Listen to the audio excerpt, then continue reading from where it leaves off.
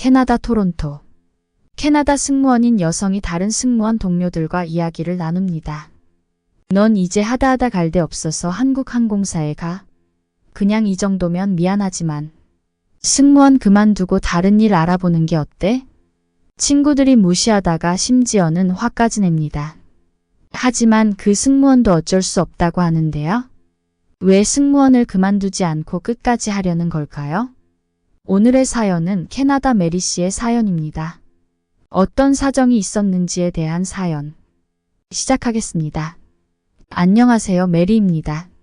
불과 몇 년 전이지만 마치 하루하루가 정말 지옥 같았던 그때로 돌아가 보겠습니다. 2020년은 팬데믹과 함께 시작되었습니다. 저는 토론토에서 마드리드로 향하는 비행기에서 승객들에게 서비스를 제공하면서 구름이 높은 곳에서 동료들과 함께 새해를 맞이했습니다. 기내 조명이 어두워지고 비행기 엔진의 부드러운 윙윙거리는 소리가 배경에 깔렸으며 멀리 보이는 도시의 불빛이 평온한 그림을 그렸습니다. 그때는 세상이 혼돈의 위기에 처해 있다는 사실을 거의 알지 못했습니다.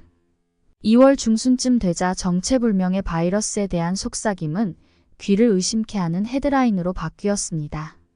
전 세계는 도시가 봉쇄되고 국경이 폐쇄되는 상황을 믿지 못한 채 지켜보았어요. 북적이는 활동의 중심지였던 공항은 하룻밤 사이에 유령 도시가 되었습니다. 항상 제 안식처였던 하늘은 이제 출입 금지가 되었습니다.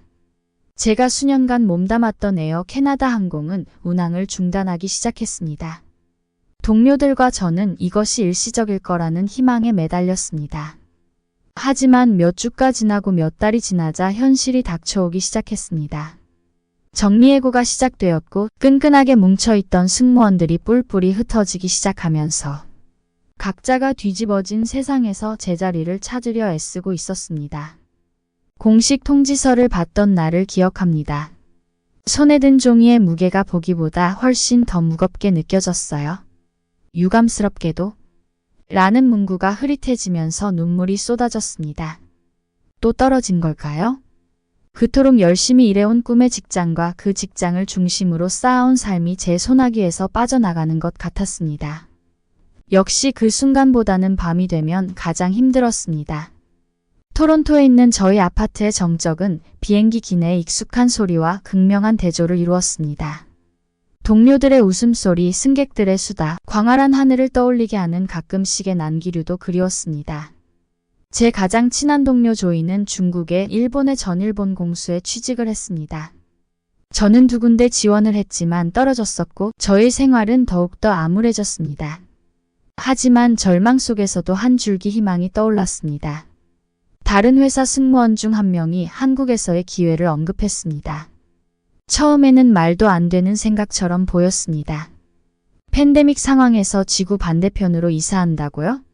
하지만 생각하면 할수록 이건 하늘이 주신 계시 같은 게 아닌가 싶었어요. 어쩌면 저를 새로운 모험으로 이끌고 있는지도 모르겠습니다. 무거운 마음과 추억으로 가득 찬 여행 가방을 들고 저는 도약을 결심했습니다. 무것도 몰랐던 한국이 저의 새로운 터전이 될 것이기 때문이었습니다. 한국으로 이주하기로 한 결정은 가볍게 내린 것이 아니었습니다. 토론토에 있던 제 아파트는 추억과 웃음소리, 이제는 아득해 보이는 꿈으로 가득했습니다. 짐을 꾸릴 때마다 감정이 벅차오르곤 했습니다. 자랑스럽게 입었던 유니폼, 수많은 경유지에서 받은 기념품, 승무원들의 사진 등 하나하나의 사연이 담겨 있었습니다. 출발 전날 밤이 기억납니다. 토론토의 도시 불빛이 창밖으로 반짝이며 혼란스러웠던 상황이었어요. 수많은 질문이 머릿속을 맴돌았습니다. 내가 옳은 선택을 한 걸까? 내가 도망친 건가? 한국과는 너무 다른 나라에 정착할 수 있을까?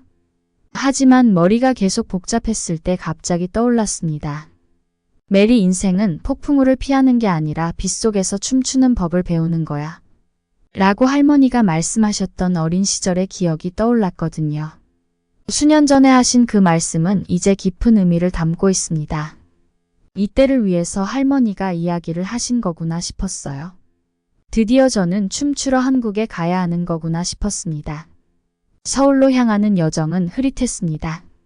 한때는 위안이 되었던 비행기의 윙윙거리는 소리가 이제는 낯설게 느껴졌습니다. 저는 이곳도 저곳도 아닌 다른 세계에 있는 느낌이었어요. 비행기가 인천국제공항에 착륙하자 불안의 물결이 밀려왔습니다.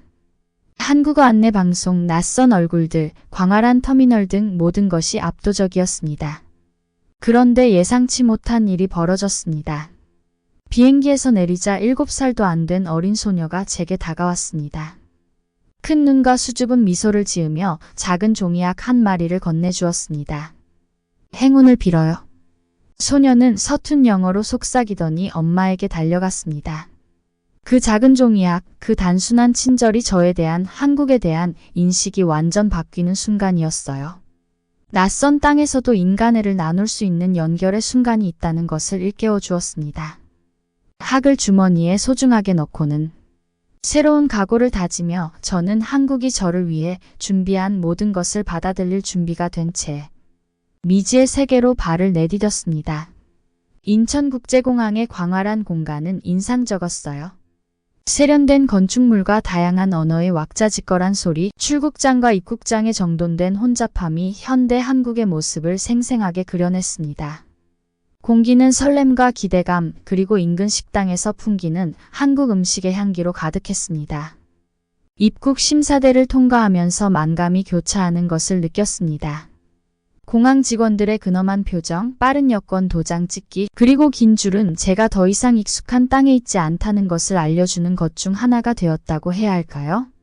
하지만 가끔씩 동료 여행객의 미소나 공항 직원의 고개가 작은 위안을 주었습니다. 공항을 통과하자 넓은 메인홀이 저를 맞이했습니다.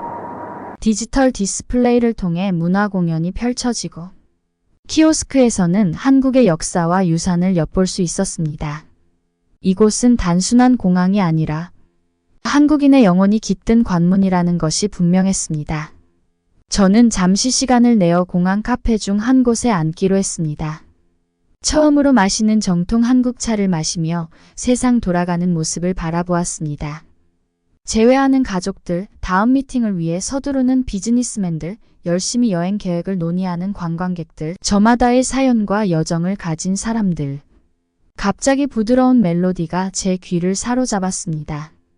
고개를 돌리자 한국 전통 악기를 연주하는 연주자 그룹이 보였습니다. 가야금에 잊혀지지 않을 만큼 아름다운 소리와 장구의 소리가 어우러져 저를 한국의 고대시대로 데려다 주었습니다. 한국의 풍부한 문화를 엿볼 수 있는 공연이었어요. 기분이 좋아진 저는 짐을 챙겨 출구로 향했습니다.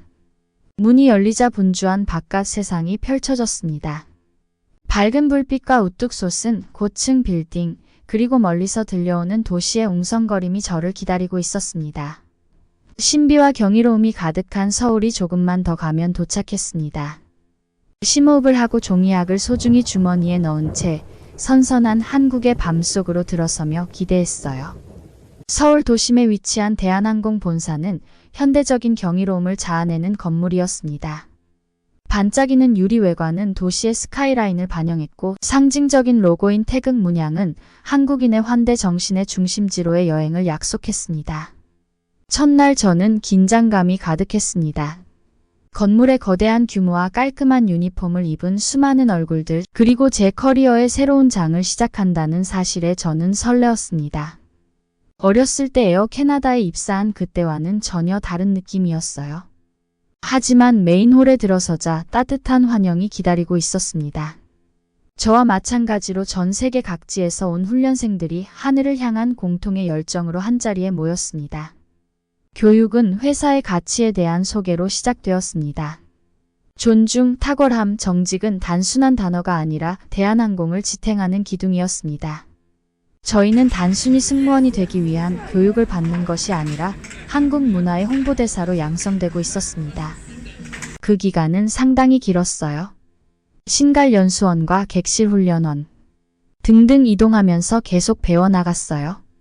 에어 캐나다에서 교육받은 것보다 더 꼼꼼하고 많은 과정이었습니다. 한국 항공사들이 왜 잘 되는지 알게 되는 부분이었어요. 안전 절차부터 고객 서비스, 복잡한 기내 서비스 이해, 한국식 에티켓 숙달까지 모든 분야를 세심하고 꼼꼼하게 배워야 했습니다. 하지만 일만 하는 것은 아니었습니다. 저녁 시간은 문화체험 세션으로 채워졌습니다. 한국 전통무용의 우아한 동작과 한국 가곡의 감미로운 선율을 배우고 아름다운 한지공예를 직접 만들어 보기도 했습니다. 유난히 고된 하루를 보낸 어느 날 저녁, 저는 연수원 옥상 정원에서 저를 발견했습니다. 아래로는 서울의 불빛이 반짝이고 선선한 바람이 느껴졌었어요. 그 자리에 서서 생각에 잠겨 있는데 부드러운 목소리가 들려왔어요. 우리를 가르쳐주는 분 중 한 명인 민지 씨였습니다. 민지 씨는 대한항공과 함께한 여정, 그곳에서 본 장소, 만난 사람들, 추억에 대해 이야기했습니다. 하지만 그보다 더 중요한 것은 유니폼을 입을 때마다 느꼈던 자부심, 국가를 대표한다는 책임감, 각계각층의 사람들과 소통하는 기쁨에 대해 이야기했습니다. 그녀의 말은 깊은 울림을 주었습니다. 그 순간 드넓은 한국의 하늘 아래 옥상에서 저는 깊은 소속감을 느꼈습니다. 저는 더 이상 단순한 훈련생이 아니라 대한항공 가족의 일원이 되었습니다. 몇 주가 지나면서 유대감은 더욱 강해졌습니다. 처음에는 낯설었던 사람들이 친구가 되었고 우리는 함께 일생일대의 여정을 시작했습니다. 활기찬 에너지가 넘치는 서울은 대조의 도시였습니다. 고궁은 반짝이는 고층 빌딩 사이에 당당히 서 있었습니다. 전통 찻집과 현대적인 커피숍이 공존했습니다. 이런 대조적인 풍경 속에서 저는 캐나다에 뿌리를 둔 제 뿌리와 새로 찾은 한국 환경 사이에서 균형을 찾으려고 노력했습니다. 첫 번째 장애물은 언어였습니다. 대한항공에서의 연수가 기본적인 토대를 마련해 주었지만 번화한 서울거리에서 일상적인 대화를 나누는 것은 또 다른 문제였습니다. 처음으로 혼자 현지 시장에 갔을 때가 기억납니다. 몇 마디 말과 몸짓으로 무장한 채 신선한 농산물을 사려고 했죠. 실수로 사과를 10개가 아닌 100개를 달라고 하는 등 우스꽝스러운 실수를 거듭한 끝에 과일이 가득 담긴 가방과 함께 웃음과 추억이 가득한 마음을 안고 시장을 떠났습니다. 음식도 또 다른 즐거운 도전이었습니다. 풍부한 맛과 다양한 식감을 자랑하는 한식은 정말 너무 맛있었어요. 김치의 매콤한 맛부터 삼계탕의 포근한 온기까지 모든 음식에는 스토리가 담겨 있었습니다. 어느 날 저녁 민지 씨가 저를 집으로 초대해 저녁 식사를 대접했던 기억이 납니다. 식탁에는 사랑과 정성으로 차려진 다양한 요리가 가득했습니다. 함께 이야기를 나누고 음식을 먹으면서 한국에서 식사는 단순히 생계를 위한 것이 아니라 관계, 전통, 가족을 위한 것이라는 것을 깨달았습니다. 하지만 언어와 음식을 넘어 제 마음을 움직인 것은 한국 문화의 무형적인 측면이었습니다. 깊은 공동체 의식, 우서른을 공경하는 마음, 조화와 균형의 중요성 등 일상생활에서 느낄 수 있는 가치들이 저에게 깊은 울림을 주었습니다.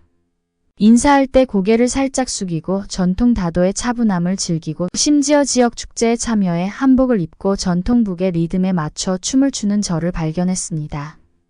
가장 가슴 뭉클한 순간 중 하나는 한국의 추수감사절인 추석 때였습니다. 민지의 가족은 저를 집으로 맞아주었고 함께 조상님께 차례를 지내며 지난 이야기를 나누고 좋은 이야기를 해주었어요. 여러 가지 음식들을 대접해 주셨는데 저는 송편이라는 떡이 너무 맛있었어요. 민지 씨의 가족들의 따뜻한 품에 안겨 그 자리에 서 있는 동안 저는 정말 너무 행복했어요. 이게 한국인의 정인가 싶었으니까요. 가족과 수천 마일 떨어져 있었지만 바로 그곳에서 저는 집처럼 편안함을 느꼈습니다. 그리고 바로 다음 주에 중국과 일본 항공사로 갔던 친한 동료인 조이와 마이크와 화상통화를 통해 서로의 안부를 묻기로 했습니다. 새로운 곳에서 적응을 잘하나 싶어서 저는 궁금했습니다. 하지만 통화가 진행되면서 이들의 여정이 생각만큼 순탄치 않았다는 것을 알게 되었습니다. 중국의 남방항공에 입사한 조이는 한숨부터 내쉬며 이야기를 시작했습니다. 중국 항공산업의 빠른 성장은 정말 좋아? 그래서 기술과 인프라는 최고 수준이지만 업무 문화는 전혀 달랐습니다. 근무 시간도 길고 언어 장벽도 너무 어려워. 고객님들도 거의 중국어로만 대답을 해. 그리고 매너가 너무 없고 지저분하고 비행기 탈 때도 위험한 상황이 한두 번이 아니었어. 그리고 음식도 너무 나랑 맞지 않아. 일단 더럽다고 해야 하나. 가장 일본을 좋아하고 관심 있어 해서 일본 항공사 JAL에 취직한. 마이크가 침울한 어조로 말을 이어갔습니다. 나도 조이의 이야기에 공감해. 일본은 아름답고 전통에 대한 존중은 존경할 만해. 하지만 업무 환경은 엄격하고 깨어있지가 않아. 마치 90년대 느낌이야. 예전부터 있던 위계질서가 있고 나는 외국인이어서 그런지 종종 어울리지 못하고 있어. 단순한 친근한 제스처도 때때로 잘못 해석되어서 오해를 산다니까. 그래서 이래야 되나 저래야 되나 매일매일 다시 생각해야 하는 게 힘들어. 조이와 마이크는 에어 캐나다에서 나눈 동료의 의사소통의 용이성, 문화적 경계를 초월한 상호 존중에 대해 이야기했습니다. 두 사람은 익숙한 얼굴, 함께 나누던 농담, 수년간 함께 일하며 쌓은 이해가 그립다고 했습니다. 그들의 이야기를 들으면서 저는 만감이 교차하는 것을 느꼈습니다. 비교적 순조롭게 한국에 적응한 것에 대한 감사함, 그들의 어려움에 대한 공감, 그리고 우리가 나눈 유대감에 대한 새로운 감사가 느껴졌습니다. 두 사람의 이야기를 들으며 제 한국에서의 경험을 되돌아보지 않을 수 없었습니다. 적응은 놀라울 정도로 순조로웠습니다. 전통과 현대가 조화를 이룬 대한항공은 지원적인 환경을 제공했습니다. 팀워크와 개성에 대한 존중을 강조하고 외국인 직원들을 통합하려는 회사의 노력은 큰 차이를 만들었습니다.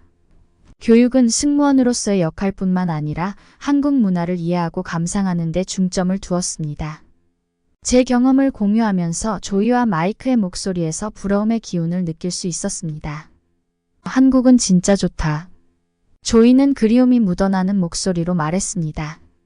마이크는 한류에 대해 많이 들었는데 항공업계에서도 그 영향력을 발휘하고 있는 것 같아. 역시 한국이 좋구나 라고 이야기했습니다. 조이와 마이크는 지원적인 직장 문화, 기술 발전, 한국인의 삶을 경험하고 싶어 했습니다. 웃음과 희망, 그리고 언젠가 같은 한국의 하늘 아래에서 다시 만나고 싶다는 이야기로 통화를 마무리했습니다. 오늘은 사연은 여기까지입니다. 메리 씨의 사연 어떠셨나요? 모두 한국에서 근무를 했으면 좋겠네요. 이런 한국에 대한 인식이 앞으로 더 좋아졌으면 좋겠습니다. 인천의 한 국제 승무원 훈련 대회. 한국과 네덜란드의 승무원이 경쟁을 하고 있습니다. 그때 네덜란드 승무원이 균형을 잃고 넘어지는데요. 반대편 한국인 승무원은 사람들의 박수갈채를 받고 있습니다. 네덜란드 승무원 또한 믿을 수 없다는 듯한 표정으로 식은 땀을 흘리며 당황한 모습을 보입니다. 과연 이 대결의 승자는 누구일까요? 대한민국의 승무원은 세계 최고의 자리에 앉을 수 있었을까요? 그리고 사람들이 박수갈채를 보낸 이유는 무엇일까요? 박진감 넘치는 오늘의 사연 시작하겠습니다. 오늘의 사연은 네덜란드의 유명 항공사 승무원 안젤라의 사연입니다. 안녕하세요.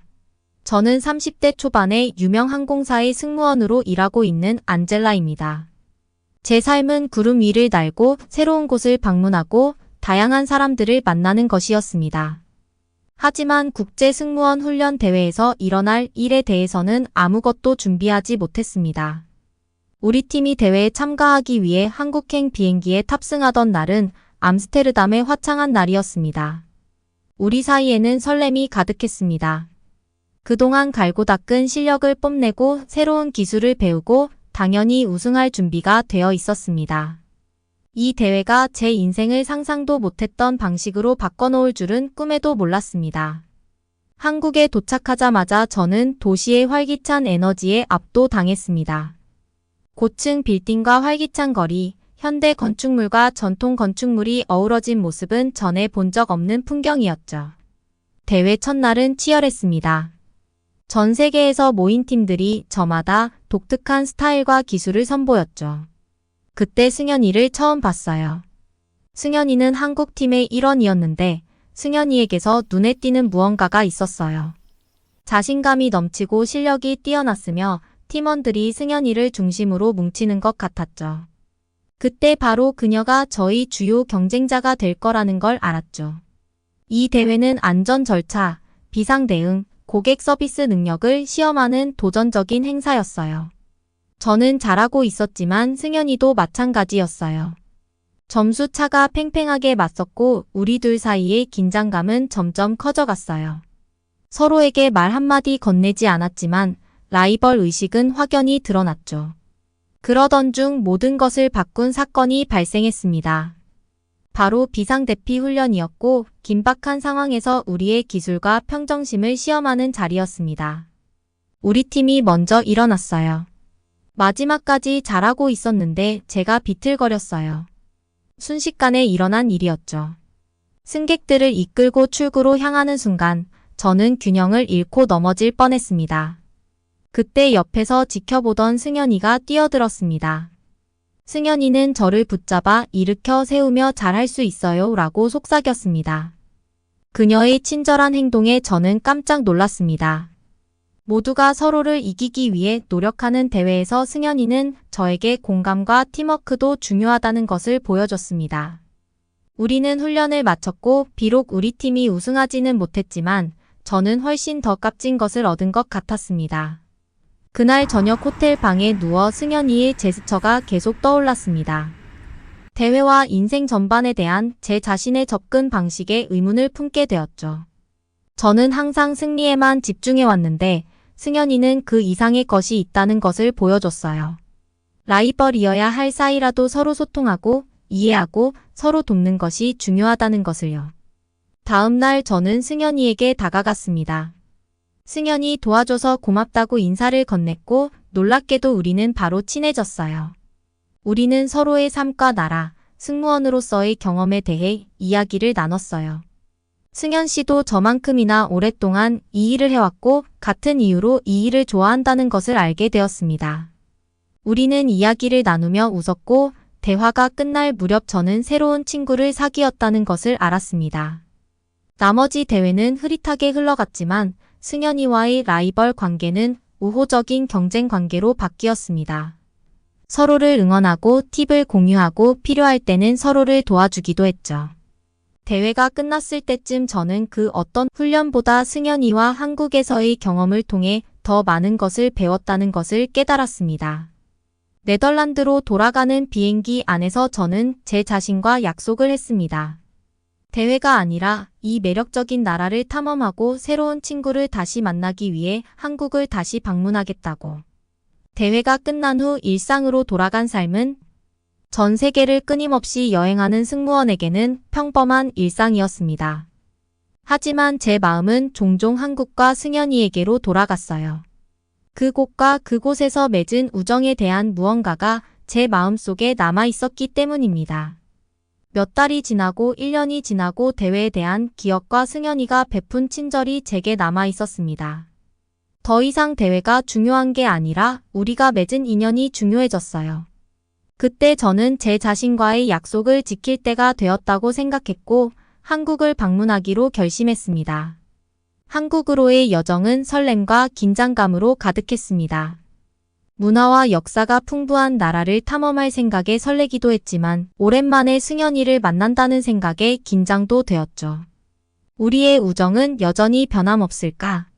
서울에 도착하자마자 저는 도시의 번잡함에 휩싸였습니다. 밝은 불빛과 분주한 거리, 전통과 현대가 어우러진 건축물은 제가 기억하는 것처럼 매혹적이었습니다. 저는 승현이에게 연락을 했고 승현이는 반가워했습니다. 우리는 다음 날 만나기로 약속했고 저는 적응하고 도시를 둘러볼 시간을 갖기로 했습니다. 우리의 재회는 마법과도 같았습니다. 승현이는 저를 가장 따뜻하게 안아주었고 시간이 전혀 지나지 않은 것처럼 느껴졌습니다. 우리는 하루 종일 서로의 안부를 묻고 웃고 이야기를 나누며 시간을 보냈습니다. 그 후 며칠 동안 승현이는 저를 서울 곳곳으로 안내하며 사진으로만 보던 장소로 데려갔습니다. 우리는 경복궁을 방문했는데 한국의 웅장함과 역사가 저를 경외감에 빠지게 했습니다. 북촌 한옥마을을 거닐며 한국의 전통 가옥과 도시의 현대성과 대비되는 평화로운 분위기에 감탄했습니다. 승현이는 제가 말로만 듣던 K-팝과 한국 드라마의 세계도 소개해 주었습니다. 우리는 저녁에 인기 드라마를 정주행하며 시간을 보냈는데 저는 그 매력에 푹 빠졌습니다. 스토리텔링, 음악, 패션 등 모든 것이 너무 매력적이었죠. 하지만 제 여행을 특별하게 만든 것은 장소와 문화뿐만 아니라 사람들이었습니다. 가는 곳마다 친절하고 환대하는 사람들이 저를 맞이해 주었습니다. 과일을 덤으로 주던 시장 아줌마부터 지하철을 타는데 도움을 준 청년까지 한국 사람들의 따뜻한 마음이 제 마음을 움직였습니다. 한국을 탐험하면서 승현은 자신의 삶과 꿈에 대해 더 많은 이야기를 들려주었습니다. 우리는 미래에 대한 희망부터 두려움과 도전에 이르기까지 모든 것에 대해 이야기했습니다. 이런 대화를 나누면서 승현이가 얼마나 많이 성장했는지 깨달았습니다. 승현이는 단순한 동료나 친구가 아니라 제게 언니 같은 존재가 된 거죠. 하지만 관광이 전부는 아니었습니다. 저는 한국인의 일상을 경험하고 싶었습니다. 그래서 승현이는 저를 재래시장에 데리고 가서 흥정하는 법을 배웠고 조금 어색하긴 했지만 카페에 가서 맛있는 커피를 마시며 몇 시간 동안 이야기를 나눴습니다. 그리고 한국을 방문했을 때 가장 먼저 눈에 띈 것 중 하나는 독특한 헬스장 문화였습니다. 승무원으로서 건강을 유지하는 것은 제 업무의 일부이기 때문에 한국인들이 피트니스에 어떻게 접근하는지 궁금했습니다. 서울에 있는 동네 헬스장을 방문했는데 제가 경험한 것은 고향과는 사뭇 달랐습니다. 한국에서는 헬스장 에티켓이 단순히 기구를 사용하는 것뿐만 아니라 공간과 그 안에 있는 사람들을 존중하는 것이었습니다. 저는 모든 사람들이 사용 후 꼼꼼하게 운동기구를 청소하고 반납하는 모습을 지켜보았습니다.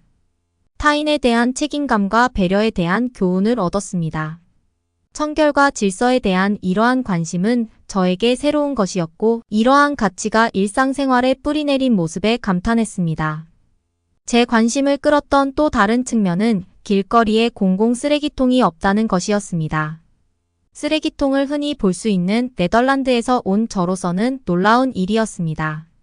승현 씨에게 물어보니 한국 사람들은 쓰레기를 제대로 버릴 곳을 찾을 때까지 쓰레기를 가지고 다닌다고 설명해 주었습니다. 이 관행은 청결과 시민적 책임에 대한 광범위한 노력의 일환입니다. 한국인의 집단적 사고방식을 보여주는 작지만 중요한 차이였습니다. 한국 문화에 더 깊이 빠져들면서 이러한 차이점을 이해하고 감사하게 되었습니다. 체육관, 쓰레기 처리 등 각각의 대조는 더 큰 문화적 퍼즐의 한 조각이었죠.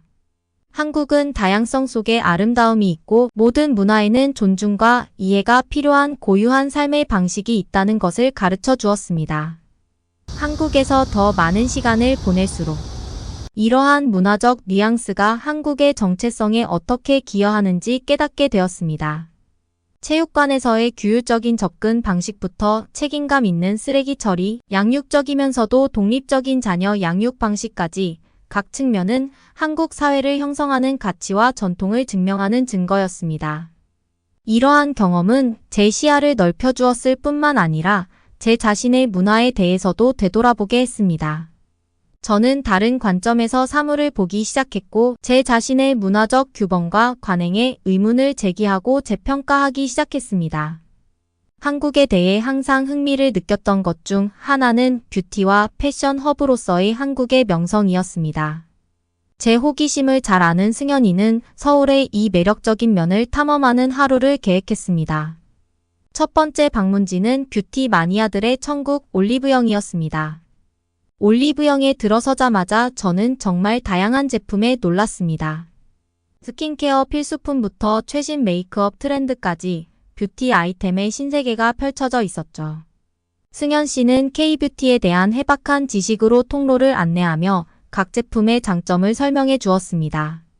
다양한 마스크팩과 세럼, 심지어 한국 특유의 뷰티 필수품인 달팽이 크림까지 사용해 보았습니다. 제 눈길을 사로잡은 것은 한국 뷰티 문화에서 스킨케어가 강조된다는 점이었습니다. 단순히 피부 결점을 가리는 것이 아니라 피부를 가꾸고 보살피는 것에 중점을 두었습니다. 건강과 예방에 초점을 맞춘 이러한 뷰티에 대한 접근 방식은 저에게 깊은 공감을 불러일으켰습니다. 다음으로 트렌디하고 혁신적인 아이웨어로 유명한 젠틀몬스터로 향했습니다. 독특한 인테리어와 스타일리시한 안경이 전시된 매장은 마치 미래 세계로 들어온 것 같았습니다. 승현이는 시크한 원형 안경부터 대담한 사각 안경까지 다양한 안경테를 착용한 제 모습을 보고 농담을 건넸어요. 다양한 스타일을 시도해보는 재미도 쏠쏠했고 제 개성에 딱 맞는 안경도 찾았어요. 유럽 국가에 살면서 선글라스는 필수품이었지만 이렇게 패션용품으로서 다양한 선글라스를 볼 수 있는 기회는 많지 않았어요. 선글라스가 많은 사람들의 패션 감각을 표현하는 하나의 수단이자 자신의 개성을 나타내는 대화 수단이라는 생각이 들었습니다. 어쩌면 유럽보다도 더 앞선 선글라스 시장이 바로 한국에 있다는 생각이었습니다. 서울 거리를 걸으며 다양한 부티크와 패션 매장을 방문하면서 한국 패션의 다양성과 창의성에 감탄했습니다. 우아한 한복부터 최첨단 스트리트 패션까지 패션계는 과거와 현재가 어우러져 활기차게 움직이고 있었습니다. 승현은 한국의 패션이 단순한 유행이 아니라 자기 표현의 한 형태이자 자신을 돋보이게 하는 방법이라고 설명했습니다. 뷰티와 패션에 대한 이 탐험은 단순한 쇼핑을 넘어 문화체험이었습니다. 한국 사회에서 외모가 얼마나 중요한지, 그리고 그것이 자존감과 사회적 인식의 개념과 어떻게 연결되는지 알게 되었습니다. 개인 스타일과 그루밍에 들어가는 생각과 배려에 대해 새롭게 인식하게 되었습니다. 하지만 패션 모험의 하이라이트는 승현이와 제가 메이크오버를 하기로 결정했을 때였습니다. 우리는 미용실에 가서 전문가들이 헤어, 메이크업, 스타일링으로 우리의 외모를 변화시켰습니다. 변신 후 거울에 비친 저희의 모습을 보고 웃음을 멈출 수 없었고 사진 촬영을 멈출 수 없었습니다. 순수한 기쁨과 유대감이 느껴지는 순간이었습니다. 하루가 끝나갈 무렵 저는 이 경험을 통해 한국의 아름다움과 패션을 엿볼 수 있었을 뿐만 아니라 승현이와의 우정도 더욱 깊어졌다는 것을 깨달았습니다. 서로 다른 룩을 입어보며 서로의 삶과 꿈에 대해 이야기하면서 웃음과 조언을 나누고 상처를 받았던 순간도 함께했습니다. 여행의 마지막 며칠은 씁쓸했습니다. 곧 한국을 떠나야 한다는 사실을 알기에 모든 순간을 음미하고 싶었습니다. 승현이와 저는 미처 가보지 못한 곳을 방문하고 좋아하는 장소를 다시 방문하며 며칠을 보냈습니다. 한강에 돗자리를 펴고 앉아 한강 라면도 먹고 음악도 들으며 여유로운 시간을 보내기도 했죠. 어느 날 저녁, 승현이는 저를 특별한 장소인 도시가 내려다 보이는 조용한 언덕으로 데려갔습니다. 그곳에 앉아 하늘을 주황색과 분홍색으로 물들이는 석양을 바라보며 우리는 미래에 대한 희망에 대해 이야기를 나눴습니다. 승현이는 세계 여행을 하고 싶다는 꿈을 이야기했고 저는 승현이가 네덜란드를 방문하면 가이드가 되어주겠다고 약속했습니다. 마지막 날, 승현이와 저는 우정과 추억의 증표로 선물을 주고받았습니다. 저는 그녀에게 네덜란드 유산의 상징인 작은 풍차를 선물했고 그녀는 저에게 한국 예술품인 아름다운 손그림 부채를 선물했습니다. 우리는 계속 연락하고 서로 방문하고 우리가 맺은 인연을 계속 이어가기로 약속했습니다. 네덜란드로 돌아가는 비행기에 오르자 만감이 교차했습니다. 한국을 떠나는 것이 슬펐지만 한편으로는 그동안의 놀라운 경험에 대한 감사한 마음도 가득했습니다. 한국은 제가 상상할 수 있었던 것보다 훨씬 더 많은 것을 제게 주었고 제게 제2의 고향이 되어 주었습니다. 여정을 되돌아보니 여행은 단순히 새로운 장소를 보는 것이 아니라 만나는 사람들과 공유하는 경험이 중요하다는 것을 깨달았습니다. 여행은 안전지대를 벗어나 나와는 전혀 다른 세상을 발견하는 것이죠.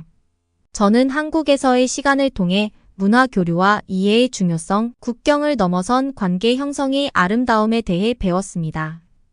이 마지막 글을 쓰면서 제 이야기가 여러분이 새로운 문화를 탐험하고 새로운 친구를 사귀고 열린 마음과 마음으로 세상을 바라보는데 영감을 주었으면 좋겠습니다. 한국은 제 인생에서 항상 특별한 자리를 차지할 것이며 한국의 따뜻한 품으로 돌아갈 날을 고대합니다. 일본 오키나와현. 한국어 명찰을 달고 있는 일본 학생들이 누군가와 다투고 있습니다. 한국 문화는 다 중국에서 시작된 거야. 한국의 역사를 알고 싶다면 일본 교과서를 봐. 무슨 말도 안 되는 이야기일까요? 이런 말을 아무렇지도 않게 하는 사람은 누구일까요? 그리고 일본 학생들은 왜 한국어 명찰을 달고 있을까요? 잘못된 한국의 문화를 들은 학생들은 어떤 반응이었을까요? 오늘의 사연은 오키나와의 작은 대학교에서 시작됩니다. 안녕하세요. 저는 일본 오키나와에 살고 있는 코하루라고 합니다. 일본의 작은 구석에서 특별한 일이 벌어지고 있었습니다. 그것은 활기찬 문화와 매혹적인 매력으로 우리를 휩쓸고 있는 한류의 물결이었습니다. 학교에서는 친구들이 최신 한국 드라마에 대해 신나게 수다를 떨었습니다. 상점에서는 수줍음을 많이 타는 사람들도 발을 동동 구르게 만드는 K-팝 히트곡이 흘러나왔습니다. 그리고 익숙한 음식에 풍미를 더하는 이국적인 향신료처럼 일상 대화에 스며든 한국어 문구들이 있었습니다. 모든 것이 이해가 되던 날이 기억납니다. 구내식당에서 친구 유미가 김치볶음밥을 맛본 후 대박이라고 외쳤어요. 다들 웃었지만 제 안에 호기심이 피어났습니다. 대박이라는 단순한 단어에는 여러 가지 의미가 담겨 있었습니다. 이 단어가, 이 문화가 왜 우리를 사로잡았는지 더 많은 것을 알고 싶었습니다. 제 호기심은 한글에서 시작되었습니다. 저는 한글을 창제한 세종대왕에 대해 알게 되었습니다. 수세기에 걸쳐 진화한 다른 문자 체계와 달리 한글은 쉽고 접근하기 쉽도록 고안된 의도적인 창조물이었습니다. 저는 한글의 단순함과 마치 장갑을 낀 듯 우리말에 꼭 맞는 방식에 감탄했습니다. 이 문자를 쓰는 연습을 하면서 한 획 한 획이 입모양을 닮은 옷처럼 느껴졌습니다.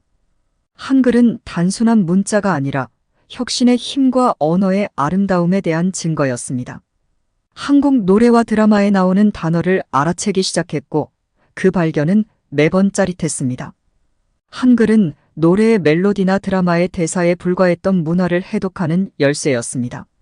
하지만 단순히 언어에 관한 것이 아니었습니다. 한글을 통해 형성된 관계에 관한 것이었습니다. 저는 배우면서 공유했습니다.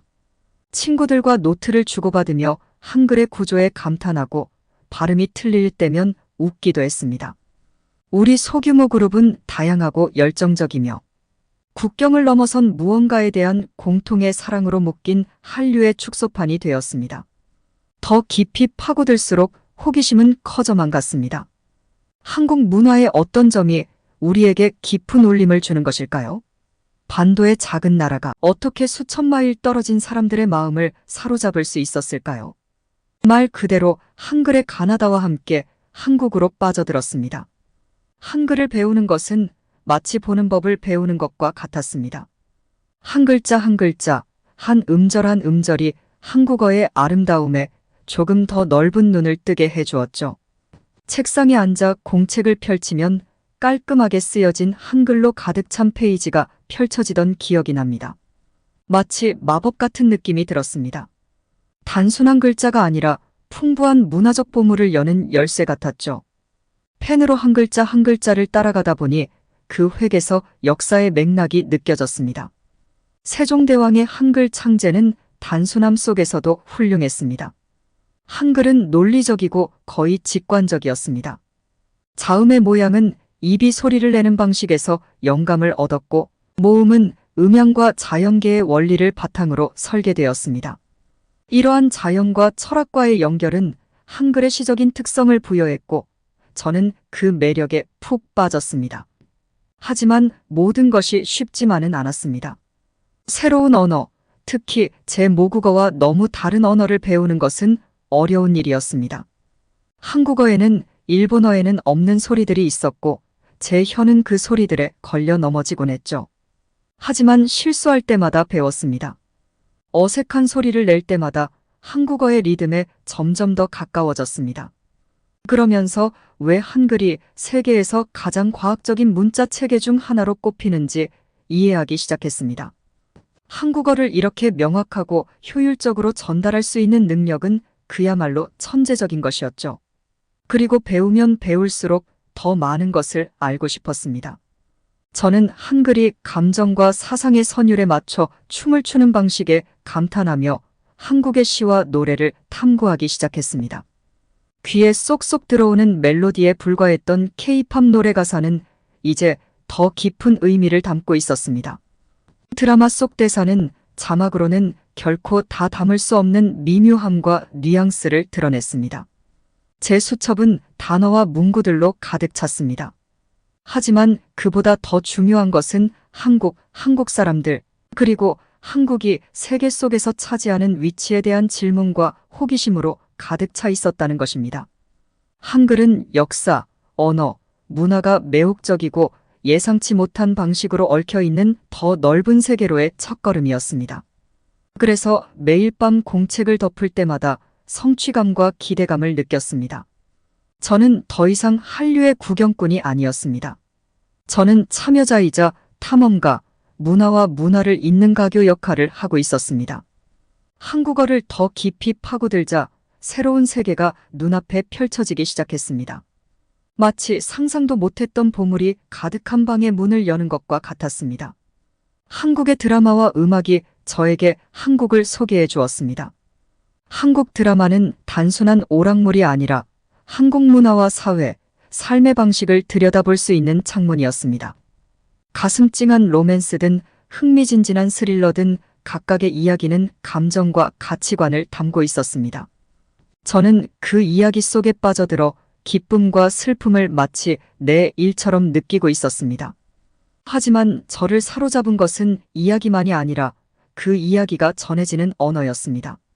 한글을 통해 저는 한국어의 뉘앙스와 아름다움을 이해하기 시작했습니다. 감정이 표현되는 방식, 미묘한 단어의 유희, 자막으로는 결코 다 담을 수 없는 문화적 언급 등 이 모든 뉘앙스가 드라마에 깊이와 의미를 더해 주었죠. 그리고 음악이 있었습니다. K-팝은 재능과 스타일, 에너지가 폭발하는 활기찬 음악이었습니다.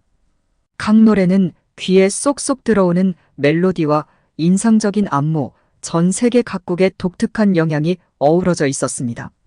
하지만 제가 한국어를 더 많이 배우면서 K-팝은 단순히 귀에 쏙쏙 들어오는 음악이 아니라 언어와 문화로 소통하는 통로가 되었습니다.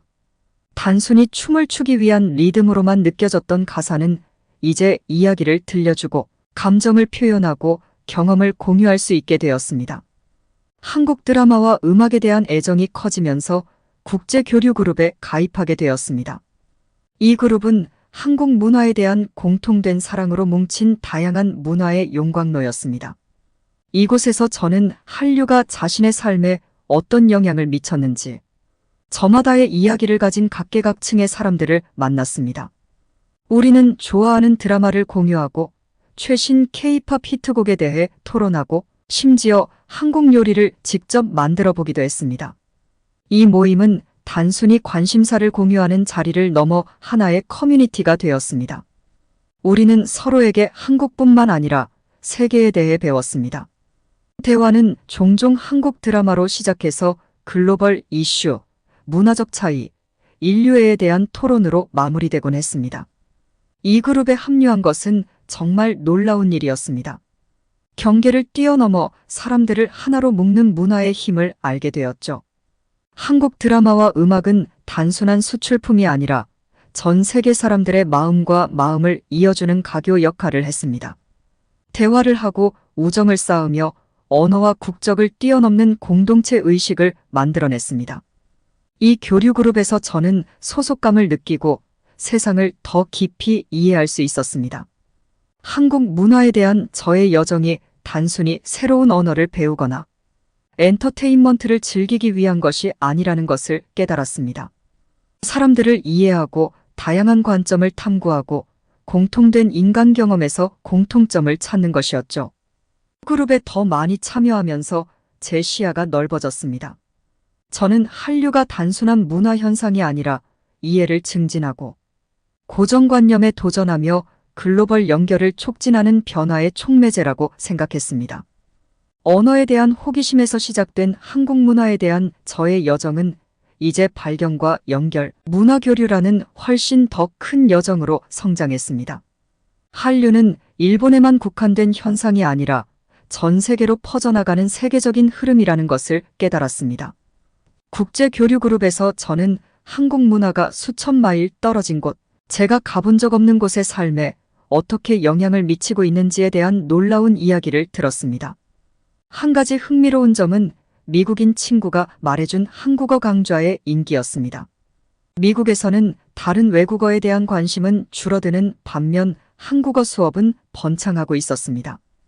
동아시아의 작은 반도에서 온 언어가 이렇게 다양한 나라 사람들의 관심을 끌 수 있다는 사실이 놀라웠습니다. 이러한 관심의 급증은 학문적인 이유뿐만 아니라 저를 사로잡았던 것과 같은 문화적 호기심, 즉 한국 드라마, 음악, 역사에 대해 더 깊이 알고 싶다는 열망에서 비롯된 것이었습니다. 일본에서는 한국 문화의 영향력을 실감할 수 있었습니다. 초등학생들이 한글로 자신의 이름이 적힌 이름표를 달고 다녔던 것은 이러한 문화적 포용의 상징이었습니다. 이 단순한 행동은 단순한 트렌드를 넘어 문화적 개방성을 표현하는 것이었고, 젊은 세대가 한국 문화를 일상 속에 녹여내고 있음을 보여주는 신호였습니다. 하지만 이러한 문화 교류에 복잡한 문제가 없었던 것은 아닙니다. 일본과 한국 사이의 역사적 갈등은 뿌리 깊었고 종종 정치 및 사회적 담론에서 표면화되기도 했습니다. 하지만 이러한 긴장 속에서도 한류는 상호 이해와 문화적 존중을 바탕으로 한 또 다른 종류의 교류의 장을 만들고 있었습니다. 저는 이 이중성에 대해 고민했습니다. 이 새로운 문화적 친밀감과 여전히 남아있는 역사적 적대감을 어떻게 조화시킬 수 있을까요? 교류그룹 토론에서 자주 나오는 질문이었습니다.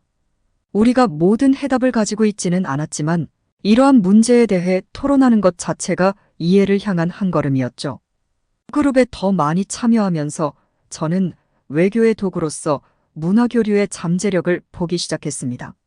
문화는 국가 간 분열을 해소하고 이해를 증진하는 소프트 파워가 될 수 있습니다. 한류는 그 자체로 우리에게 편견과 선입견 너머를 바라보도록 도전하고 있었습니다. 이러한 깨달음은 저에게 큰 힘이 되었습니다. 한국 문화에 대한 저의 여정이 단순히 개인적인 열정이 아니라 글로벌 연결과 문화, 외교라는 더 큰 이야기의 일부라는 것을 깨닫게 되었습니다. 한국에 대해 더 많이 배울수록 세계와 그 안에서 제 위치에 대해 더 많이 이해하게 되었습니다. 문화교류가 국제관계의 초석이 되는 미래를 꿈꾸기 시작했습니다. 서로 다른 문화에 대한 이해와 인정이 갈등을 완화하고 상호 존중과 공유된 가치에 기반한 글로벌 커뮤니티를 구축하는 데 도움이 되는 세상을요.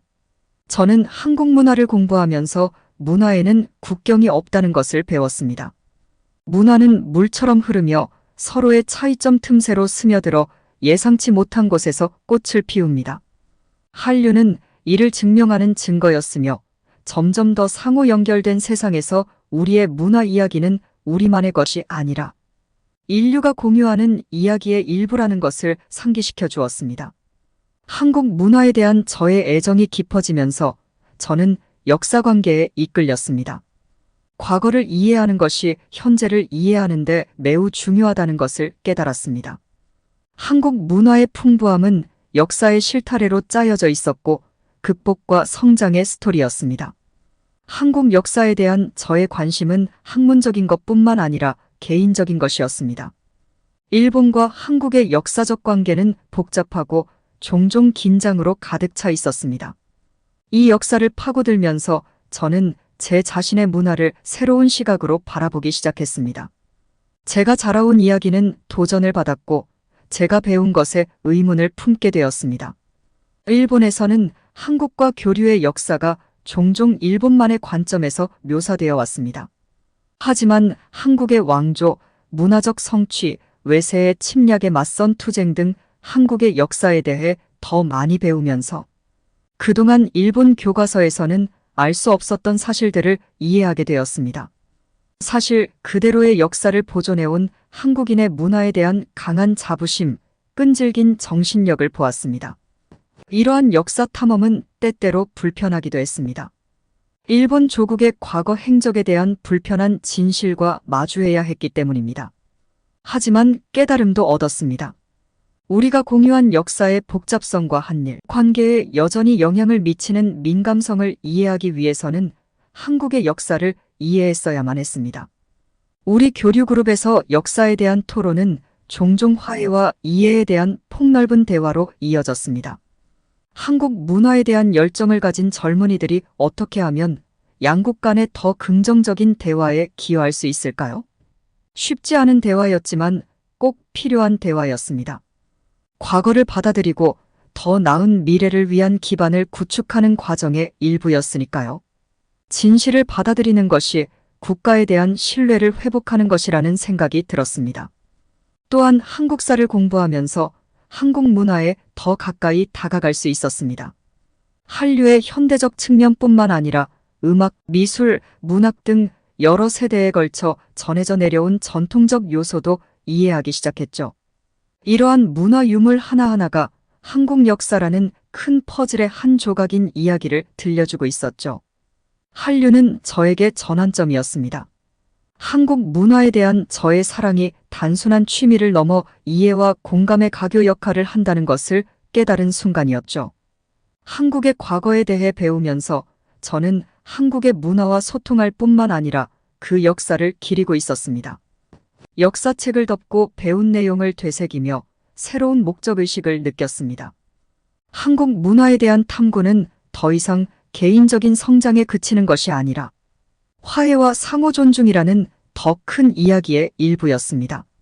문화 교류의 힘을 이용해 오래된 상처를 치유하고 새로운 다리를 놓는 것이었습니다. 한국 문화와 역사에 대한 여정에서 영감을 받은 저는 과감히 한 걸음 더 나아가기로 결심했습니다. 저는 학교에 한국 문화 교류 동아리를 만들었습니다. 이 동아리는 단순히 한국 드라마와 음악을 좋아하는 팬들이 모이는 장소가 아니라 일본과 한국 문화 간의 대화와 배움, 상호 이해의 장이었습니다. 이 동아리는 금세 다양한 아이디어와 관점의 용광로가 되었습니다. 언어 교환 세션과 문화 워크숍을 개최하고 한국의 역사, 예술, 정치에 대한 통찰을 공유하는 초청 연사를 초청하기도 했습니다. 하지만 우리의 활동은 단순히 한국에 대해 배우는 것을 넘어 다리를 놓는 것이었습니다. 가장 기억에 남는 행사 중 하나는 한국대학과의 공동문화축제였습니다. 음악 공연, 미술 전시회, 일식과 한식을 모두 맛볼 수 있는 먹거리 장터 등을 함께 준비했습니다. 이 축제는 양국의 문화에 대한 공통된 사랑을 기념하는 행사였을 뿐만 아니라 양국 관계의 미래, 희망을 상징하는 행사였습니다.